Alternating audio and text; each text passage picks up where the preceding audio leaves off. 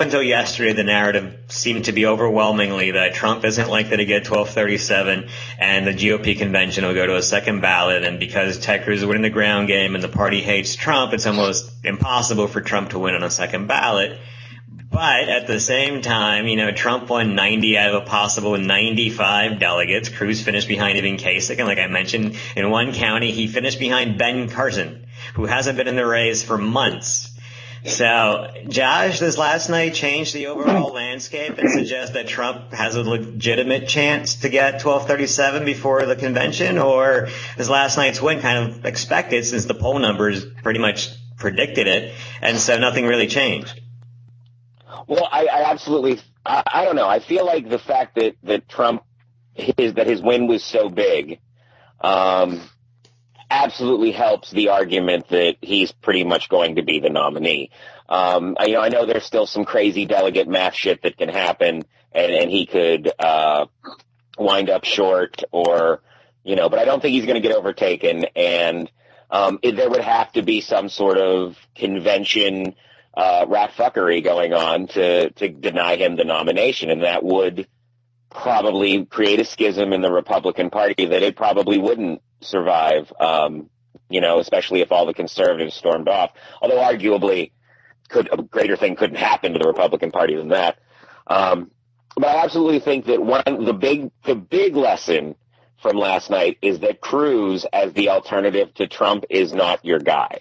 Kasich, he had I think he couldn't have done good or poorly last night. So his 25% in winning Manhattan, it feels like a moral victory, but it doesn't mean much. I think if Kasich doesn't gain ground here in Pennsylvania, which, being from Pittsburgh, and, winning Ohio and Ohio and PA are sort of similar states in the ways that Republicans can win them. If he can't overtake Trump here, it's completely confirmed that he's just running as a spoiler for Cruz at that point.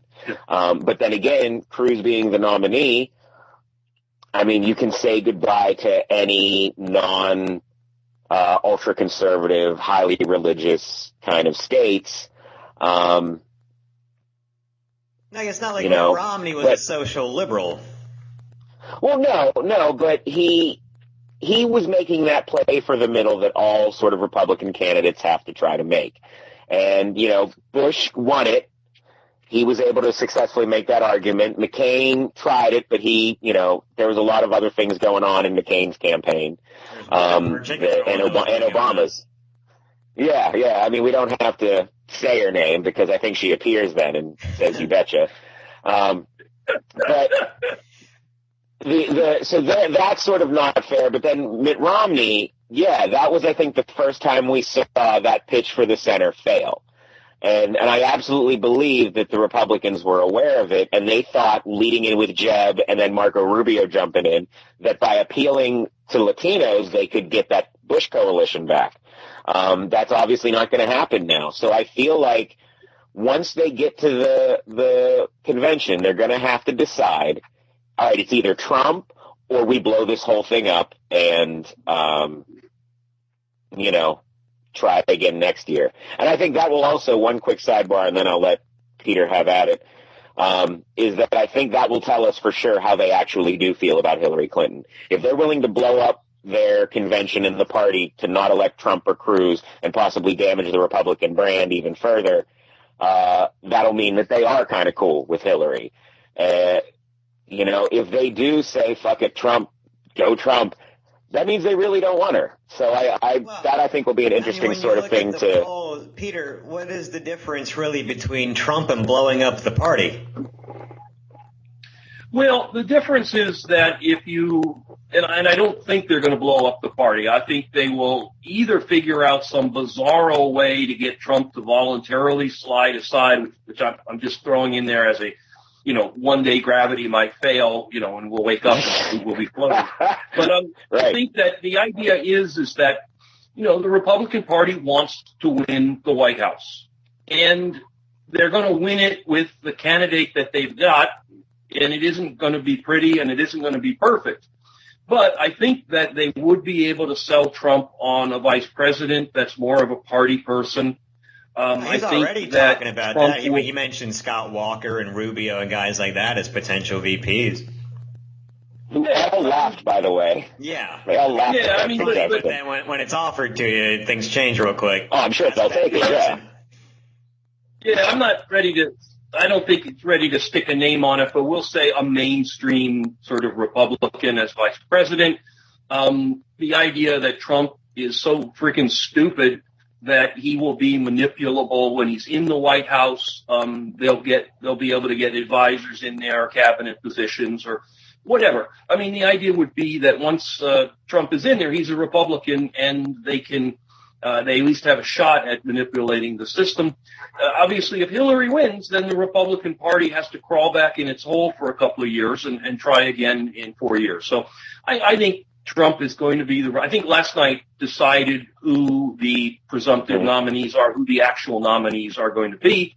Trump versus Clinton, absent some event that's beyond predicting. Right. Who wins is going to get really, really tough to parse out, especially this early on. But, I think both candidates, Josh was mentioning how they're the most unpopular candidates in electoral history. And I think they're going to run their campaigns sort of, if you will, it's kind of like a judo move where they take that weakness and use it as a strength. And both of them are going to feature heavily in their campaigns. You may not like me, but if you don't vote for me, you're going to get that one. And that's how Trump may pull in some of the people that are more Cruz-like, and how Hillary is going to pull in some of the Bernie voters that hate her guts, but really are far more terrified of Trump than they are hateful of him. Well, look, I To think build on that too, it'll be interesting to see if Trump is capable of doing his impressive political superpower of letting criticism and things that would end campaigns just slough off his back in the general election. Because, he doesn't, when they talk about the Muslim ban, when they talk about the wall, when they talk about all Mexicans are rapists and drug dealers, he still gets cheers at his rallies, and I'm sure he will during the general, but to a general election audience, that plays way worse.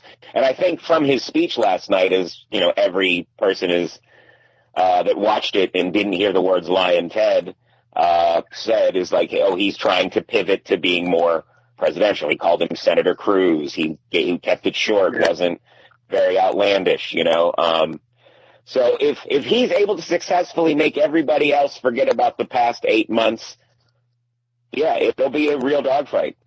Well, I think we have a tendency to get caught up in this one-day news cycle narrative. I don't think anyone expected Trump to not just kill it last night in New York. So when you look at the overall landscape, just a couple of days ago, you had Mitch McConnell, the leader of the Senate Republicans, came out still hoping for an open convention.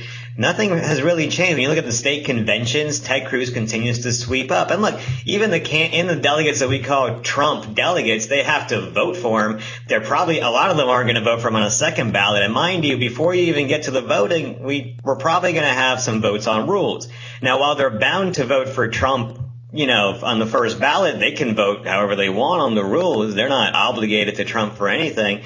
So are we really that sure that it's going to be Trump, given how little support he has within the actual party, not the voters? Because the party has got to, if any brain cells are left in the... Peter, you said that it's going to be, you don't know how the race is going to play out. When you look at the polls, I know it's early, but you're talking about Trump, a candidate who would put Utah on the table. The state Democrats haven't won since the 60s. He put Mississippi on the table, which is unthinkable. The thing is that... But he put Virginia back on the table for the red team, and, I doubt he'd make an argument that he puts New York on the table, but of course he doesn't. He got 200,000. But then again, an effective. Who knows? Because everything we say about Trump is going to turn off voters tends to not do that. That's sort of why New York was so important. He's had a bad couple weeks with Ted Cruz, and then whining about not knowing the process. He's looked like a fool, and I don't think any of us expected him to lose New York, but to him to do like the the 35 and then the 28 for Ted and then the leftovers for Kasich. If that had been what New York looked like, we'd be having a different conversation today. They had one of their worst weeks, I think, as a campaign since it started. And they fucking killed it. So I think that was sort of about putting New York and Virginia on the table. Donald Trump got 250,000 less votes than Bernie Sanders did last night. The numbers just I know, and that's why I said they would make that argument. That one isn't real, but Virginia would be on the table. Because it's not as solidly blue as people think. And that's why, the Republican leaders, if you will, the establishment leaders are really going to have to think this one carefully. I mean, they cannot ignore the popular support Trump has, and they have to be cognizant that if they play some kind of rules game that bumps him out, if he's close to the delegate count, they're going to have to deal with the fact that they're going to alienate huge portions of the people who would normally vote Republican. If those folks just say the hell with it. I was going to say, they would need the reanimated corpse of Ronald Reagan to give that 1976 party unity speech that they gave to even come close to stopping the oh yeah, of course, but I'm just saying they would need some kind of like transcendental American iconic moment to just make it not be Hillary Clinton running against the desiccated corpse of an elephant. Yeah, well, maybe they could replay the video or the stuff they do with holograms now. That's pretty impressive. Hologram Reagan.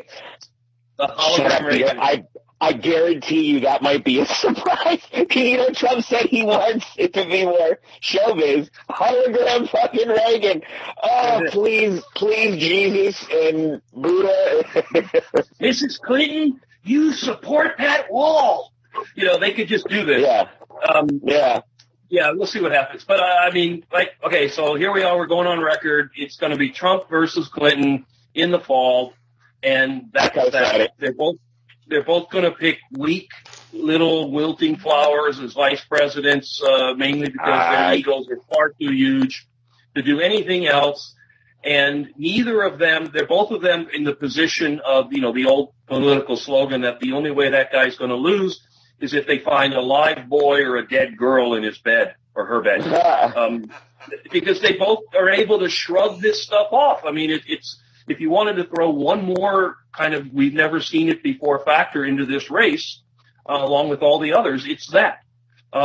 Any other candidate in American history who had an active national security investigation against them would be having a hard time. Any other candidate who said the crazy stuff that Trump says, and gets away with it or actually gains votes by it. So this is going to be one for the record books. But in the end, it's very difficult to imagine a better America led by either of those two people.